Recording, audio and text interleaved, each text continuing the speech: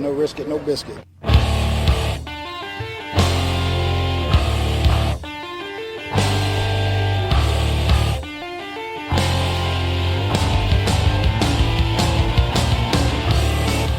Coming from the Arizona desert, presented by SBNation.com. For Arizona Cardinals fans, by Arizona Cardinals fans, with outsider and insider's perspectives, this is Revenge of the Birds.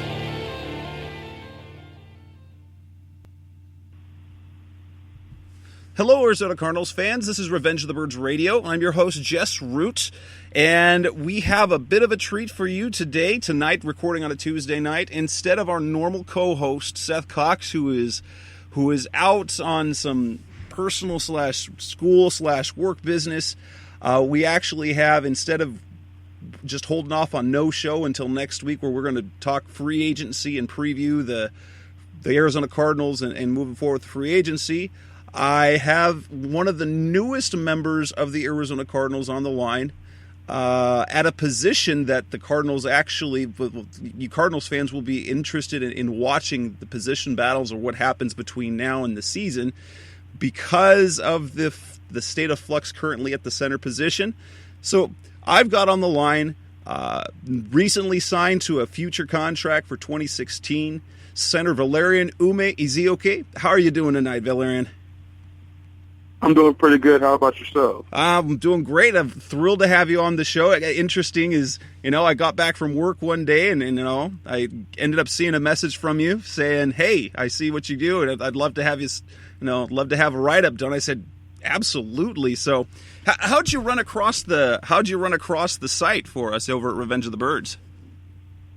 Well, I was trying to, get to know the Arizona community, and I was on social media, and I was like, you know what, I want to, be familiar who's around the entire organization, and I can't remember exactly, but I ran across you guys' site, and I was like, I would like to get to know everybody. I'm that type of guy. So tell us a little bit about yourself. We know I know a little of the background. The Cardinals fans here probably don't know much. You signed as an undrafted rookie with the Falcons, went through training camp with them, didn't stick, a 4-year starter at New Mexico State. Tell us a little about yourself and what you bring to the Cardinals as a young player. First of all, I want to thank the entire Arizona Cardinals organization for putting me back in a position to do what I love. I went to New Mexico State University, 4-year starter, started 40 straight games, played in 44 consecutive games. I'm very durable. I feel like I bring a lot to the table, and I can be a huge asset to the Arizona Cardinal football team. And, I'm a pretty intellectual guy, smart guy. I can break down defenses on the fly.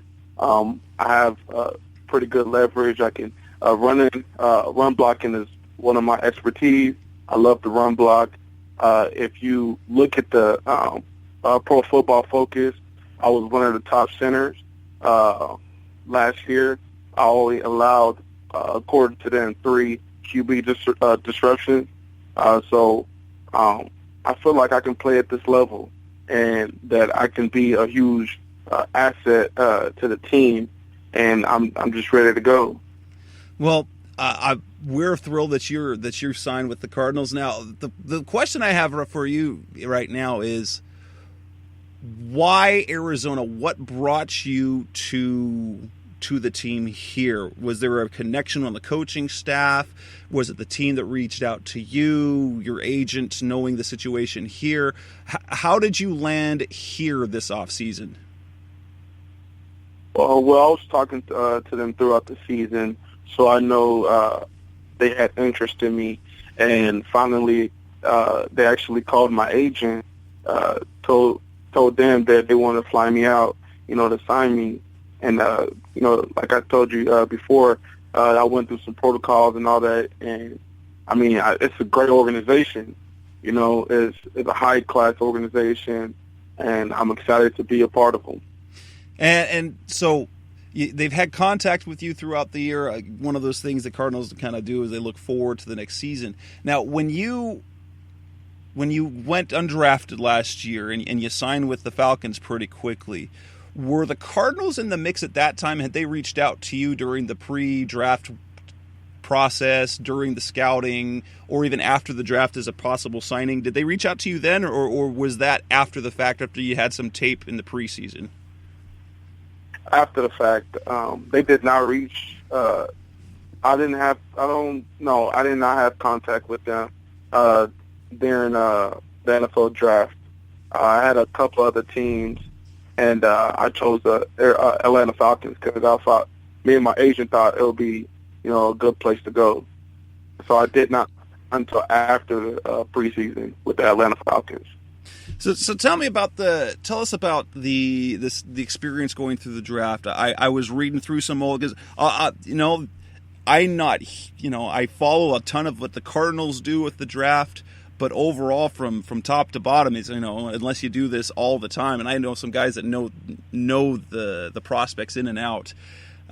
Your name was not one I had heard of, but going back to some of the scouting reports you had, some of the write-ups about you, they had you as a, early day 3 prospect all the way to priority free agent.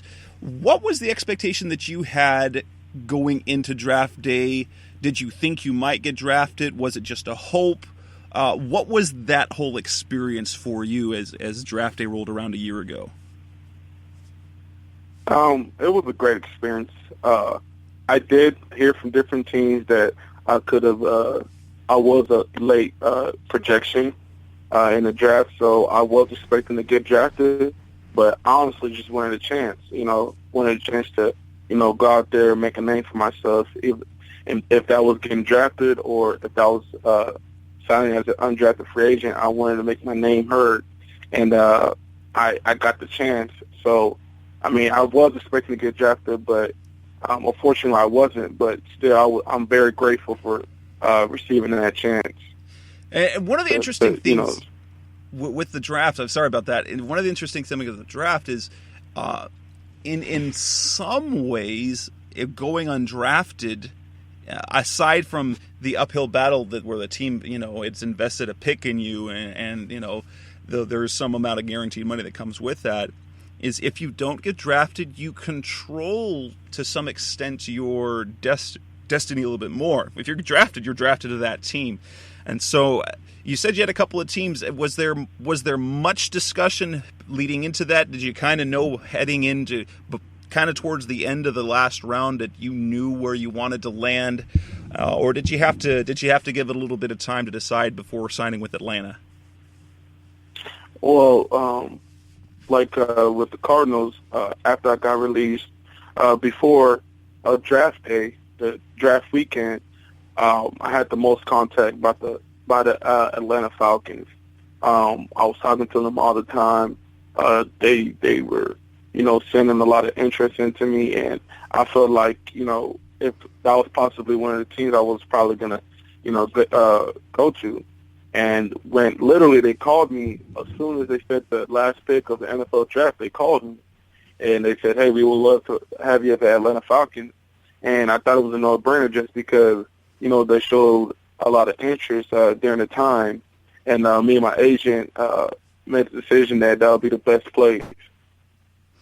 Good. So fast forward that a little bit and you go into your first NFL camp. How overwhelming, how exciting, how fun, how difficult was that whole experience of that initial camp? It was very exciting. You dreamt about it since you were a kid to, play in the NFL, and, to walk in there and, get your physical done and all that. It was overwhelming at first because you're learning so many new things at such a fast pace, and I'm all about, learning new things because I play the center position, and a lot was thrown at you, but over time it gets, you learn to break things down. You learn to categorize things and find ways to help you out. And, you can ask every rookie that came into the NFL, it was a little, a lot at first, but over time it gets a lot better, and that's how it was for me. Now, did you have any starstruck moments with some of the guys they had there on their team? You got some big names out there in Julio Jones, Roddy White, who's been there forever, Matt Ryan, who's been established in the league. Was there anybody that you saw that you were a bit starstruck when you first met him? Starstruck. I mean, it was pretty cool seeing, Julio and Matt Ryan and Roddy White. I mean, those guys are, Atlanta Falcons legends, and it was cool seeing them for the first time. And over time, you realize, a lot of people ask me, hey, how was it? How was it, seeing those type of guys? It's like they're your teammates. Like they're really good guys.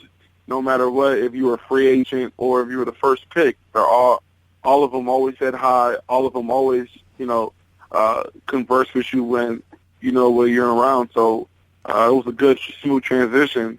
But for the first time, seeing all those guys, you watched them throughout your entire, college career slash some of your high school career. It was pretty cool to see them for the first time. And then tell me, obviously, you didn't quite make it. You didn't quite make it stick. How did you spend, and how tough was that for you to not, one of the things that, you didn't make it quite through the final cuts. You didn't get picked up right away, and so you end up spending. How'd you spend the 2015 season? How that goes? Because what a lot of people don't get to know is kind of the experience of guys like you who, aren't quite right there, or there's guys who bounce, they're in the league, out the league, in the league, out the league, 3 and 4 times a season. How do you manage the expectation, the hard work that goes in, and then is there a point where, obviously you haven't been at pro level very long, but does doubt start stepping in even in that first year? When I got released, I honestly thought I was going to get picked right back up, and I didn't. So, you wait by that, you're always waiting by that phone, and a lot of people do not get the call back after being released. And all I just kept, I had great family support.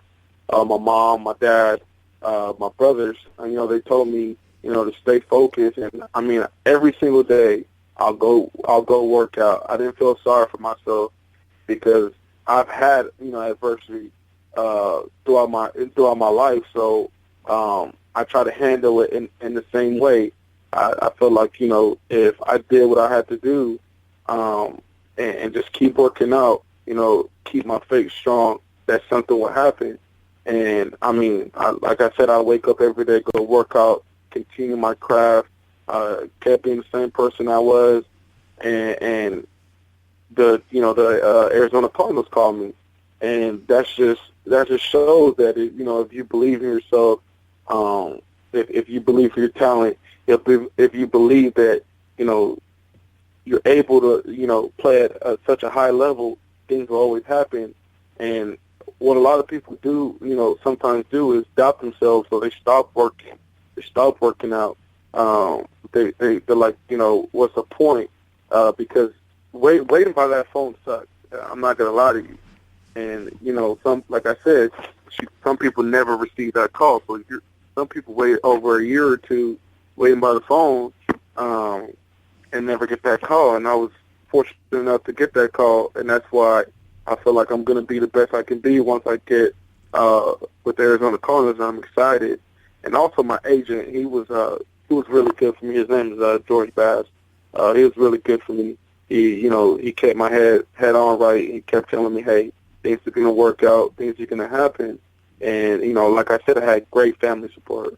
And from my brothers to my sister to my parents, they were all great. And that's what helped me bounce back. So when you came out, so you get the call, you fly out here, you go through some protocol. obviously, I'm sure you met with did you meet with President Michael Bidwell? Did you get to meet with him? Was it with Steve? Who'd you get to talk to within the organization?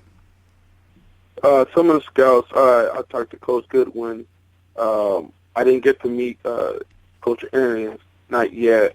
But I talked to a lot of the scouts and also the offensive line coach, and so I'm still in a strength and conditioning coach. So I still haven't had a chance to meet like the general manager, the president, and everyone in the executive branch, if you should say, and and the head coach, and the head coach, and I'm excited to meet them because what they did this year, the team, it was huge, and I feel like we're going to be back in that same situation next year, and I'm excited to, contribute to that and be an asset to that. So yeah. Well, and you're in a position playing center. The Cardinals, the team is a little bit in flux right now. They've had a long-time starter in Lyle Sendline. They let him go at last season, but brought him back in camp. At least we don't know what the plans are with him. They got EQ Shipley, but they bring you in, and they bring in this other guy, Taylor Boggs. So what was Goody's message to you, other than the standard, hey, you're going to come in here and compete and see what you contribute? Did he have any particular message for you, considering the center position is a little bit up in the air moving forward? Not really. It was the other guys there too, and he just said, "Hey, you guys ready to work?" And I was like, "Yeah, that's what I'm about. I'm just ready to get in there and get to work and be that person I know I can be." And I know at the end of the day, the Arizona Cardinals are going to be happy with the guy they got. All right, so you look forward to you've got the center position. You play now. Is some interesting stuff that I saw. You check off a lot of boxes in terms now.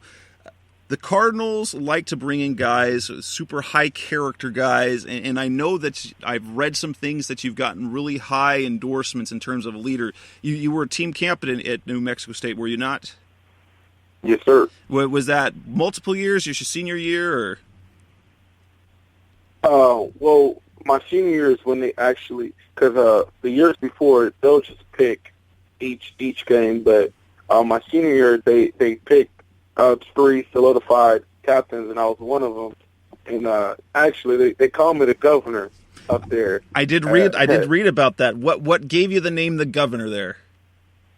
Just the way I operate, the way I carry myself. I feel like I'm a high class guy, and the people around me, they see that too. And I'm as humble as they get. And one of my strength coach, he used to always say, the show don't start till Ume gets here. So they get, yeah. So I was given that name, and it's carried on with me. So now I don't know if you've ever seen the makeup. The Cardinals bring in a whole bunch of players. In fact, probably 3/4 of the guys they've drafted over the last 3 years have all been team captains. What's it like to bring in a bunch of young players who have been leaders in their own respective locker rooms coming out of college? But then how does that change? Obviously, you have to have a certain type of character to be a leader in the first place, but what is the change that you have to do from being the governor there New Mexico State to then entering an Atlanta locker room or entering Arizona locker room this year and being, now aside from being a teammate, you're definitely not in a position to be a leader yet. How much of a change is that for a young guy like you? It's a smooth transition because, like I said, I'm a humble guy and I'm all about learning. And I know the vets, they've been in the game for a long time, so I like to soak a lot of things in. But at the end of the day, I still hold myself at a high standard. So being a leader doesn't always have to be vocal. It can also be, just the way you carry yourself, doing things right, doing things at 110% instead of 100, push it to 110, and always carry yourself like a high-class person. and I feel like it was a smooth transition, and I got to soak in a lot of knowledge when I was with the Atlanta Falcons, and I know I'm gonna get to soak in knowledge when I get with the Arizona Cardinals, until I'm at a point in my career to be that leader, to be that that person that people look at, and I want to end up being that person like I was at New Mexico State. Looking, I saw an interview that you did for this one site that handles, in particular, smaller school prospects with draft diamonds, and you told them that let me find it. That you also played some guard and defensive tackle. Was that was just in high school? I played D tackle in high school, but I played guard in college too, my freshman year. That's good. So, is there anywhere on the line are you able to kick out even outside, or is center guard? Is there any particular side at guard where you're more comfortable if you're not snapping? I can play any three positions in the middle, and get this, I played tackle in high school. So if they would have kicked me out there, I could play tackle too. So, now one of these things is that I've read a couple of things, especially on the offensive line, that 300 pounds is kind of a magic number. Is there any concern? It shows that you're currently listed at 295. Is weight an issue that you have, or is right where you're at? Are they okay? The team okay with that where you are size wise? And do you feel you need to bulk up, or that the size that you're out allows you to be quicker and more explosive? You know what? I have been seeing that weight. That was from I think my junior year in college when I weighed that much. I mean, at pro day I was 305. When I was with the Atlanta Falcons, I was about 307. Right now, I'm at 308, and I've never felt better. And so I'm not 295.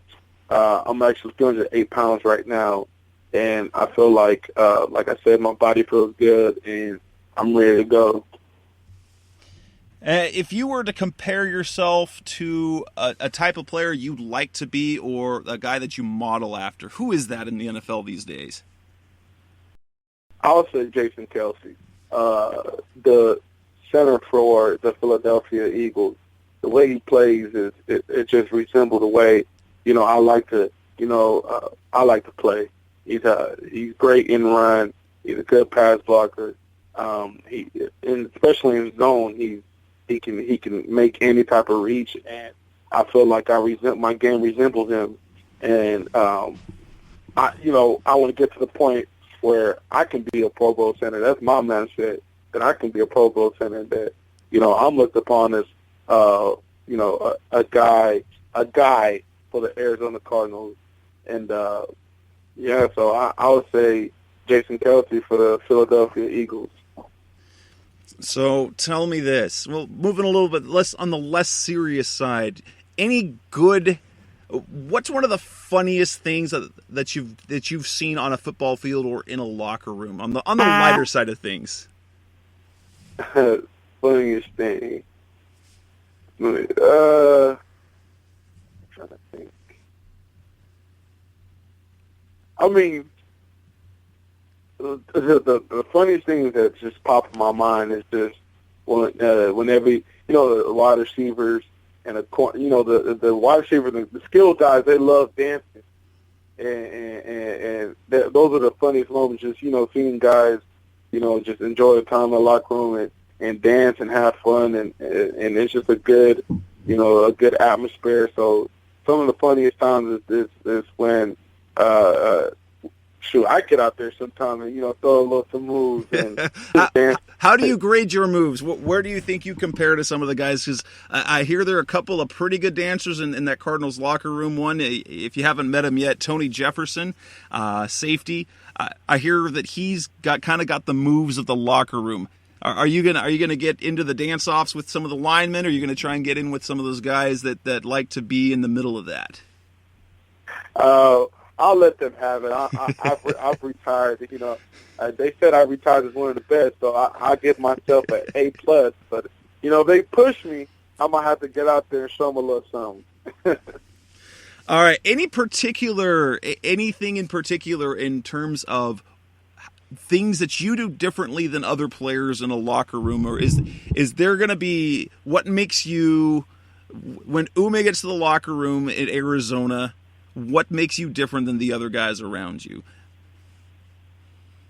I'll just say the way I am. Like I said, I mean, I'm sure there's a lot of high-class guys and a lot of guys, they carry themselves well, but like I always feel like, I'm just always going to be only one Valerian Ume Ezeoke, and just, my vibes and the energy I give off, and like I said, I don't have a big ego. I'm more of a humble guy that understands, my standards, but is always down to learn. So going to get a guy that's, going to come in and to work hard, not actually just saying it, but actually going to do it. And, yeah, so I'll say you're going to, but once they get to meet me, they'll see exactly what I'm talking about, just the way I carry myself and my vibes, and just everything about me is, I'll say, if you ask anybody, it's a great look.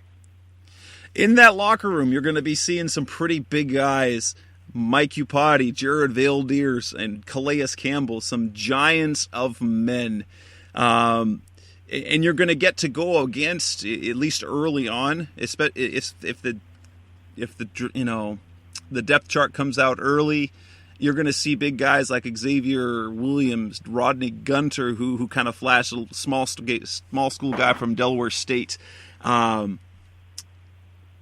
What's it like to have to now? What's the biggest guy you had to block in college? Biggest guy. There was one guy. His name was my freshman year. His name was, I think, Kawan Gathers. He's about like 6'3", 360, and also I actually played with him when I was with the Falcons. Rasheed Hageman. He's about 6'6", 320, and those are probably the two biggest guys I've been against in my collegiate / NFL career.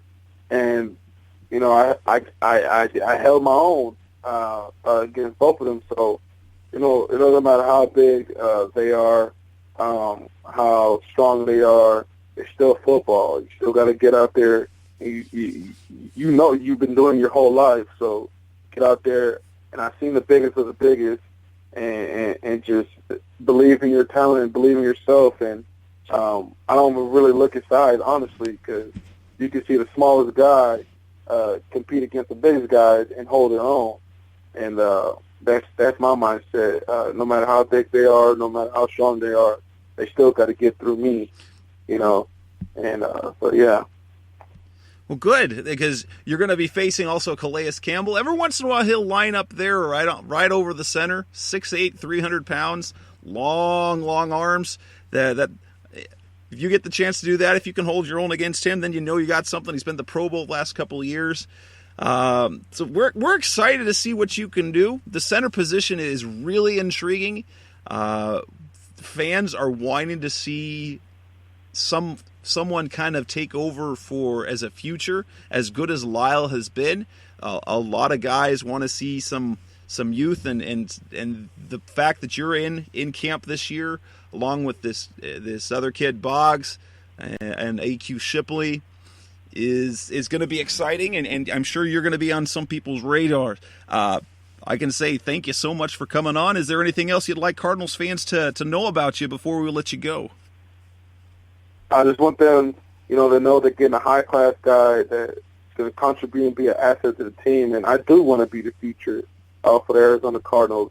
And I just want them to know I'm not just saying that. I actually want to be that person. And I hope they're all behind me. And I can't wait, to be a part of that Arizona Cardinals community. I can't wait to get to interact with the fans. And thank you, Jess, for having me on tonight. Well, no problem. Hey, Cardinals fans, if you're following on Twitter, it's Vezzi55. That's at VEZZI55 to follow what Valerian's up to kind of follow his story as he enters year 2 or camp number 2 of the NFL dream. And I'm honored to be part of that, at least right now, to let you kind of get the fans to get to know you a little better. And man, I appreciate it. That make sure you guys pay attention to this kid. He'll be a guy to watch. This is another episode of Revenge of the Birds Radio. You can follow us on iTunes. You can follow us on Blog Talk Radio and on Facebook. And of course, head over to RevengeOfTheBirds.com to where you can cover and you can follow all the greatest Cardinals content that we have on the web. Again, that's Valerian Ume Ezeoke, and I'm Jess Root, and we will talk to you next week with Seth Cox as we talk free agency. You've been listening to Revenge of the Birds. Keep the conversation going by visiting RevengeOfTheBirds.com. Follow us on Twitter at Revenge of Birds. You can also find us on iTunes at Facebook.com/Revenge of the Birds.